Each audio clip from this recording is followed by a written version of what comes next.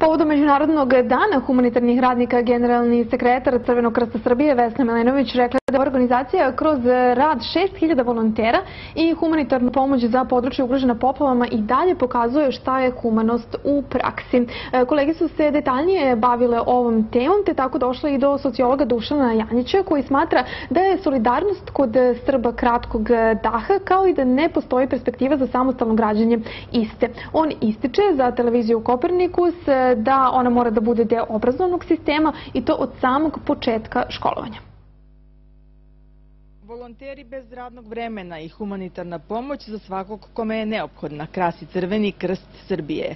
Posljedice majskih poplava još se osjećaju, a zaposleni u ovoj organizaciji nesmanjenim tempom pomažu najugroženijima. Mi sami kao Crveni krst Srbije, kao sedište, uputili smo oko 1500 tona pomoći u Obrenovac i Crveni krst Beograda oko 1000 tona i oko 200 tona organizacije Crvenog krsta u Srbiji također u Obrenovac. Dakle, zaista jako velike količine, međutim koje su i bile potrebne, obzirom da su ljudi bili, posebno u Obrenovcu, veoma pogođeni, da su morali sve bukvalno izbaciti iz svojih kuća. Dakle, sve je i bilo potrebno i ta se raspodela humanitarne pomoći i dalje nastavlja. Sociolog Dušan Janjić ipak smatra da se humanost kod Srba retko aktivira, kao i da mi objektivno gledano nismo solidarno društvo. Sad se narod mnogo pita šta je sa onim što mi dajemo.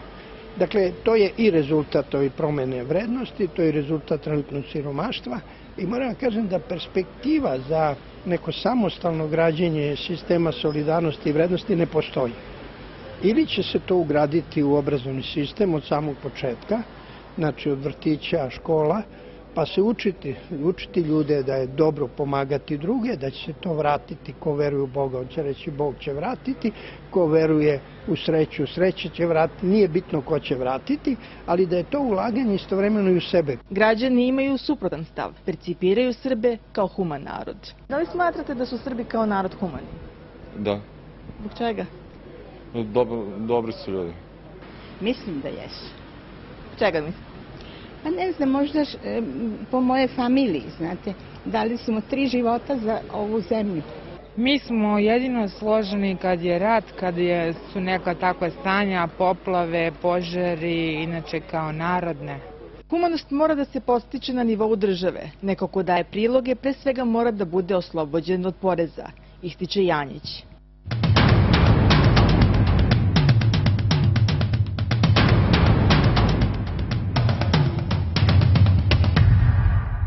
Ipak svi su složni u utisku da su građani Srbije pokazali veliku solidarnost tokom majskih poplava pa i kasnije. Oni koji su definitivno uložili nadljudske napore u pružanju pomoći onima koji su ugroženi razornim poplavama bili, koji su u istim izgubili sve ili mnogo, jesu oni koji čine Crveni krst Srbije i tu se sa tim poslom, dakle u pružanju konkretne pomoći nije stalo. Ono na čemu se trenutno radi jeste da se organizuje odmor za mališane iz poplavljenih područja.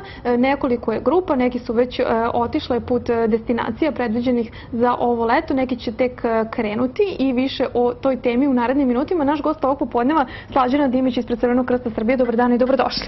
Dobar dan, hvala vam. Za vas nema predaha?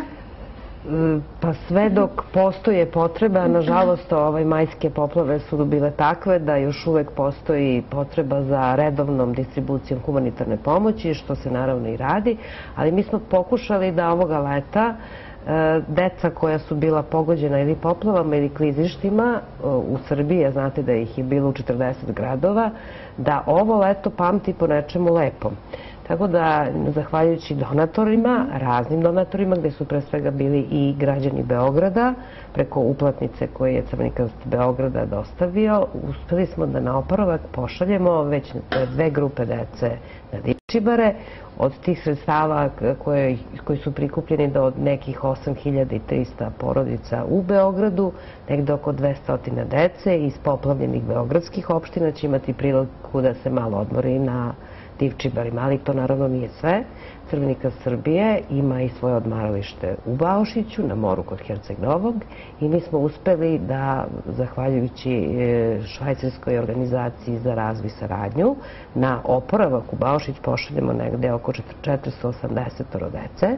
Taj oporavak je počeo krajem juna i trajaće naravno do kraja avgusta.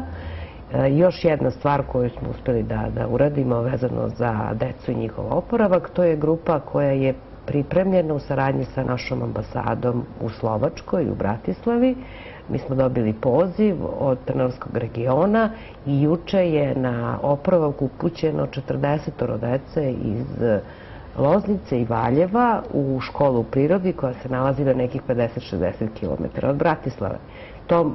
Tim oporavkom u Slovačkoj će biti obuhvaćeno negde oko 160 dece uzrasta od 8 do 12 godina. Tu će biti deca iz 10 poplavljenih područja. S obzirom na ove brojke, čini se da su Beograđani imali sluha u ovoj teškoj situaciji. I Beograđani i svi građani Srbije imaju i takako sluha. Posebno sluha imaju naravno naši ljudi koji se nalaze u inostranstvu i koji nekim svojim redovnim donacijama preko Crvenog krsta Srbije omogućuju da deca zapamte i leto po nečemu lepo. I evo, upravo da se onda malo time detaljnije pozabavimo, kako taj oporavak izgleda? Šta mališani rade na ovim destinacijama koje ste pomenuli? Ko o njima brine? O njima brinu uglavnom njihovi vaspitači i edukovani volonteri Crvenog krsta. Ja moram da napomenem da u našem odmaralištu u Baušiću, gde je vaša televizija vrlo često snimala priloge, postoji veliki broj mladih volontera uzrasta po 20 godina koji dobrovoljno 10 dana provode u našem odmaralištu i sa decom rade različite radionice od novinarskih, kompjuterskih do učenja osnovnih znanja iz prve pomoći, a ove godine prosto moramo da se pohvalimo da smo uspeli da dobijemo i donaciju od fonda Carice Šoken u jednoj velikoj konkurenciji velikog broja nacionalnih društava Crvenog krsta. Oni su nam omogućili da mladi volonteri u našem odmaralištu u Baušiću ovoga puta neka osnovna znanja daju deci koje se tamo nalaze o prevenciji i borbe protiv trgovine ljudima, što je jedna tako nova tema za nas, ali je svakako problem koji se širi i kod nas. Roditeljima svakako znači što će njihova deca imati kvalitetno leto pored svih nedaća koje su ih početkom istog snašli. Ja se nadam da će se deca pre svega lepo provesti, da će roditelji biti dovoljno, će nam pružiti poverenja da ne budu toliko zabrinuti što deca idu malo dalje od svoje kuće. Ponekad je dobro otići kući i lepše je kad se u svoj dom vratite. Jesu zabrinuti roditelji? Pa ponekad i jesu. Znate, to je razumljivo, pogotovo kad se radi o velikim destinacijama, ipak su to po nekoliko stotina kilometara razdaljine. Deca ipak za njih odlaze u neku nepoznatu sredinu, ali verujte da to deca uopšte ne primete. Oni se već u autobusu lepo združe, njima je tamo zaista lepo i jedini koji brinu to su roditelji. I, dakle, evo za kraj da prosto zaokružimo čitavu priču, dakle, nesumnjiv je značaj ovakvih akcija koje ste organizovali za decu iz poplavljenih područja, dakle, ne samo što će se odmoriti, dakle, taj psihološki moment vrlo je važan. Naravno, ja nisam navela sve grupe, tu se nalaze i neke grupe koje su u saradnji sa Crvenim krstom Crne Gore organizovane tokom ovog leta, ali da ne zamaramo prosto gledalce.